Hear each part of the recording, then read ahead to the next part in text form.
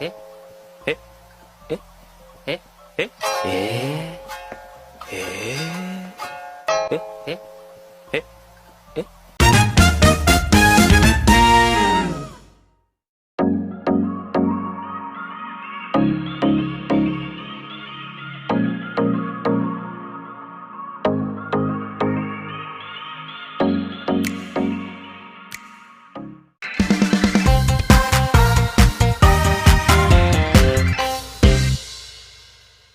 Kenali gratifikasi dan sanksinya. Fankolo Channel, banyak kalangan masyarakat meminta bahasan hukum terkait gratifikasi. Apa saja batasan gratifikasi tersebut? Semoga penjelasan ini bisa menambah pengetahuan dan wawasan hukum semua masyarakat. Istilah gratifikasi sudah tidak asing lagi di kalangan masyarakat. Pasalnya, gratifikasi sering dilakukan agar seseorang mudah untuk mencapai tujuannya. Namun, perlu diketahui tidak semua gratifikasi bertentangan dengan hukum.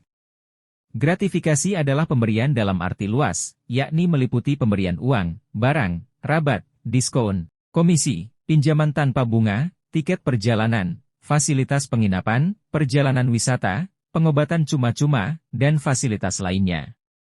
Gratifikasi tersebut baik yang diterima di dalam negeri maupun di luar negeri dan yang dilakukan dengan menggunakan sarana elektronik atau tanpa sarana elektronik. Penjelasan Pasal 12B Undang-Undang Nomor 20 Tahun 2001 tentang perubahan atas Undang-Undang Nomor 31 Tahun 1999 tentang pemberantasan tindak pidana korupsi.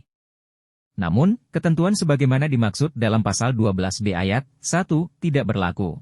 Jika penerima melaporkan gratifikasi yang diterimanya kepada Komisi Pemberantasan Tindak Pidana Korupsi 30 hari sejak menerima gratifikasi, Pasal 12C ayat 1, 2, Undang-Undang Nomor 20 Tahun 2001. Unsur-unsur gratifikasi.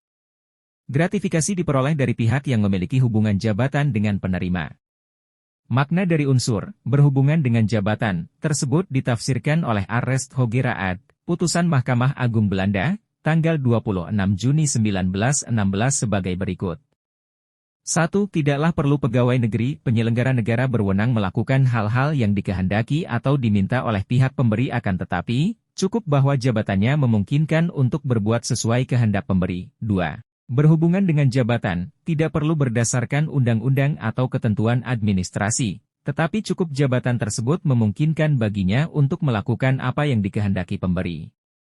3. Penerimaan gratifikasi tersebut bertentangan dengan kewajiban atau tugas penerima. 4. Penerimaan gratifikasi dilarang oleh hukum yang berlaku.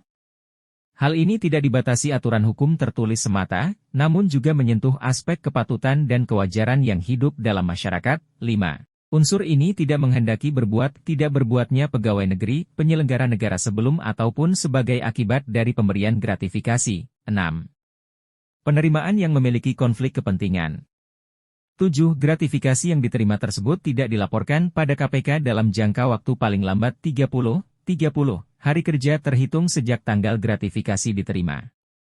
Pelaporan gratifikasi dianggap telah dilakukan oleh penerima gratifikasi jika memenuhi syarat di bawah ini.